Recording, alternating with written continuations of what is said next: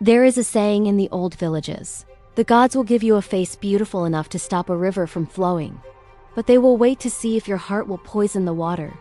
Amara was one of these people. She was the most sought-after fashion model in the city, the face of every high-end magazine. But behind that flawless face was a heart as cold as stone. She believed everyone else was merely the dirt beneath her expensive heels. At the season's most anticipated gala, Amara was the star. But when a young waitress accidentally brushed her elbow, Amara had the girl fired on the spot. She turned back to the crowd with a cold smile. Later that evening, a strange figure stepped into the ballroom, an old woman from the village Amara had long forgotten. "I brought this so you may finally see your true self," the woman said, revealing a hand-carved ancient mirror. Amara laughed. "Look around you. I am surrounded by diamonds, and you bring me scrap wood?" She snatched the mirror and ordered the guards to throw the madwoman out. As she was dragged away, the old woman's voice echoed. "When you burn the truth, the smoke will carry away your shadow. And without a shadow, you are nothing but an echo." Amara returned to her luxury penthouse late that night, kicking off her heels and tossing her diamond necklace onto a marble table. She was furious. The old woman had ruined the mood of her evening, humiliated her by bringing up her humble beginnings. She looked down at the heavy wooden mirror she had carelessly tossed onto her expensive white sofa. The intricate carvings seemed to mock her. When she looked into the glass, she expected to see her flawless face. Instead, for a fraction of a second, the reflection was horrifying.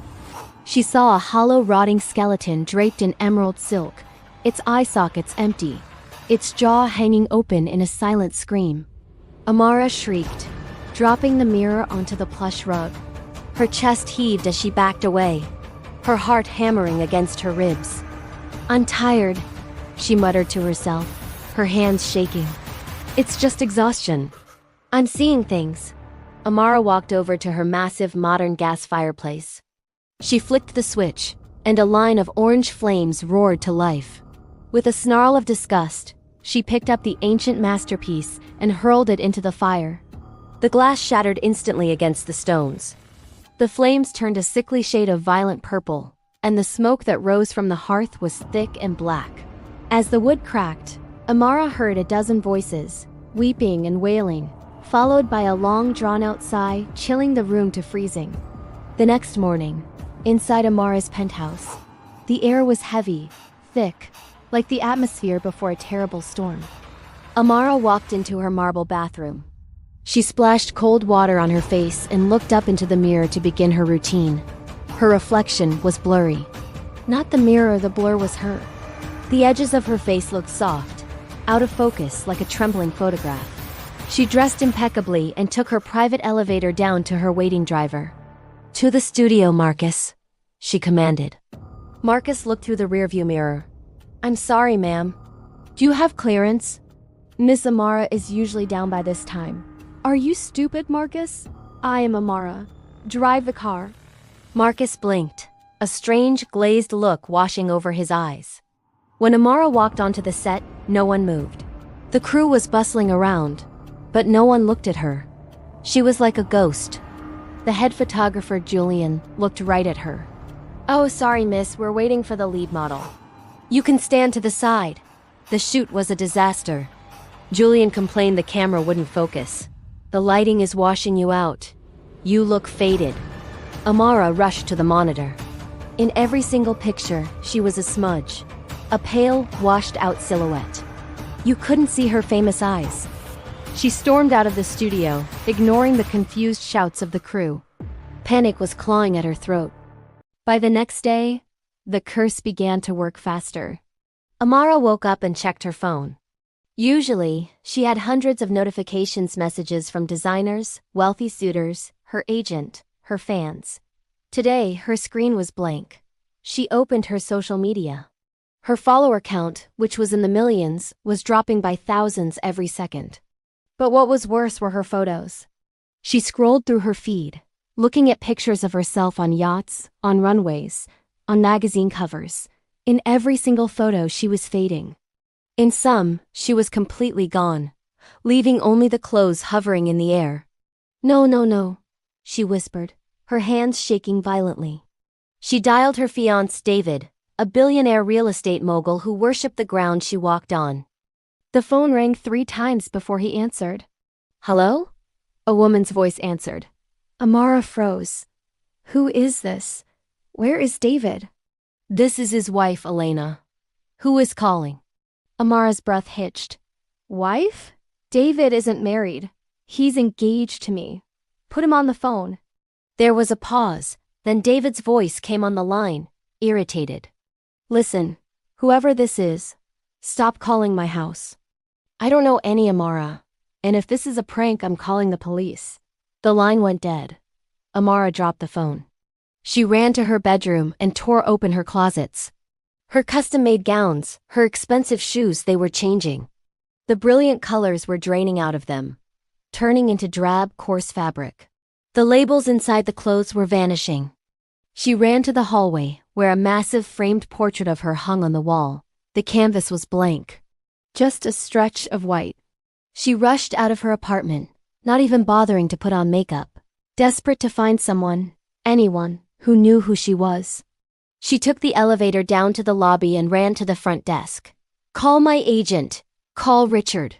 She screamed at the concierge. The concierge, a man she had yelled at just 2 days prior, looked at her with polite, blank confusion. "I'm sorry, miss. Do you live here?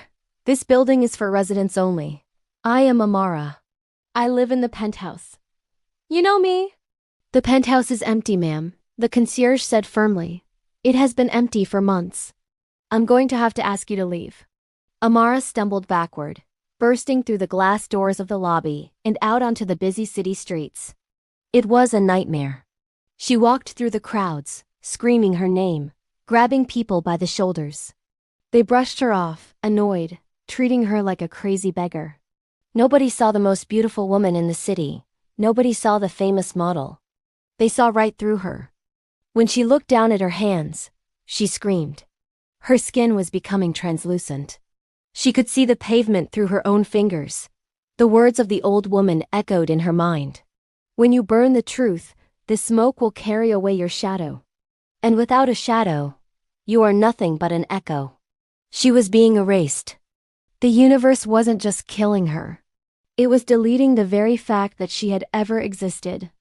Every memory she had ever created in another person's mind was being wiped clean. Every photograph, every digital footprint swept away like dust. She had built her entire identity on being seen, on being admired. Now she was literally becoming nothing. Desperation, raw and primal, took over.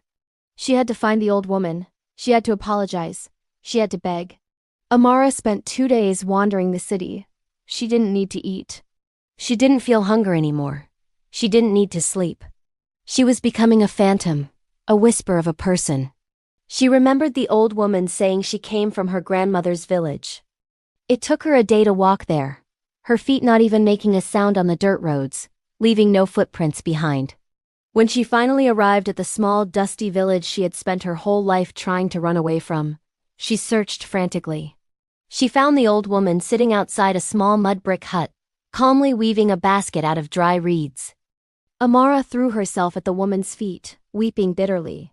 "Please," Amara sobbed, her voice sounding distant and hollow. "I'm sorry. I am so sorry. I was cruel. I was wicked. Please give me back my life. Give me back my face." The old woman did not look down. She continued weaving her basket, humming a low, sorrowful tune.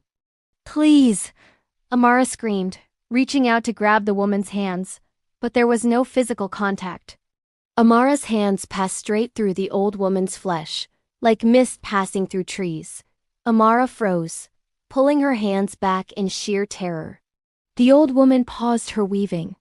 She looked up, not at Amara, but into the empty space in front of her. She sighed. "Did you hear the wind, my child?" The old woman asked the young girl who sat nearby, grinding millet. The young girl shook her head. "No, grandmother. Just the dust settling." "There was a girl once," the old woman said softly, her blind eyes staring right through Amara's fading form. "She was beautiful, but she looked in the mirror and loved only herself. And when you love only a reflection, you become nothing but glass. Who was she, grandmother? The little girl asked. The old woman paused, her brow furrowing, trying to remember something. Then her face smoothed out, and she shook her head. I don't know. The old woman whispered. I have forgotten.